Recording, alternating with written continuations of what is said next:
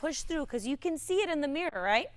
Push through those feet. More than a decade has passed since Olympic gold medalist Dominique Moceanu went public with her family's shocking secret. Back tucks, okay? Stay down. Round, round, round. A sister born without legs, given up for adoption. Her childhood idol became her biological sister.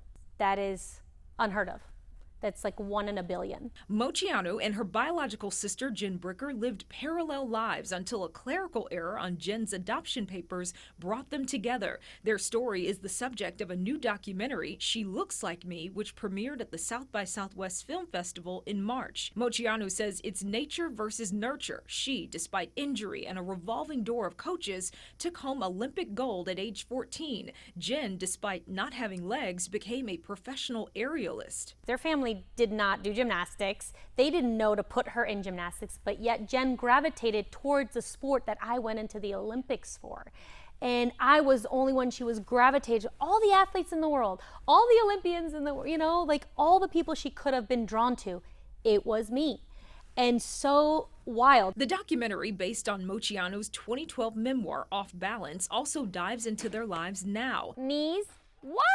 Oh my gosh. Dominique running the Dominique Moceanu Gymnastics Center in Medina and raising 3 children with her husband Michael. Jen, who gave birth to an adorable baby boy, Malachi, this past summer. Moceanu always knew she would tell this story on screen. She just needed a director who understood its complexity. From the athleticism and the Olympics, to the coach-athlete relationship, to the dynamic with my father, who was very temperamental and at times abusive and very, very dictator-like in some respects. And then on the other side, he could give you the shirt off his back. As Dominique balances life as a mom, business owner, and coach, this documentary also strikes a balance of strength, love, grief, and empathy for situations many could never fully understand. My dad passed away shortly after my first daughter's birth 16 years ago.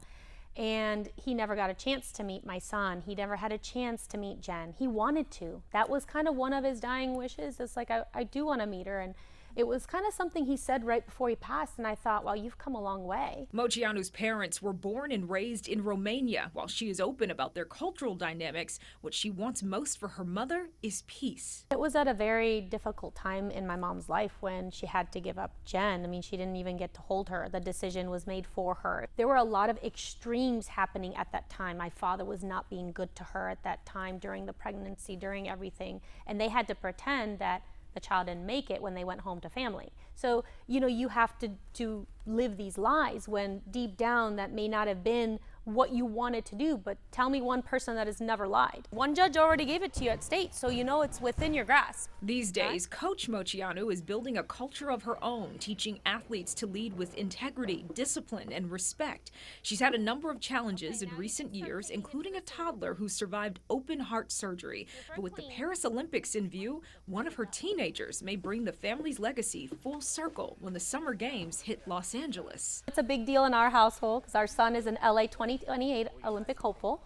Oh, that's awesome. Yes, so next squad, he's going to be one to watch. So he's starting to really make his way with my husband, Dr. Michael Canales, coaching him. From one generation to the next, agility and flexibility just might be in their DNA. If not, their life story proves determination sure is. Jasmine Bailey, Fox 8 News.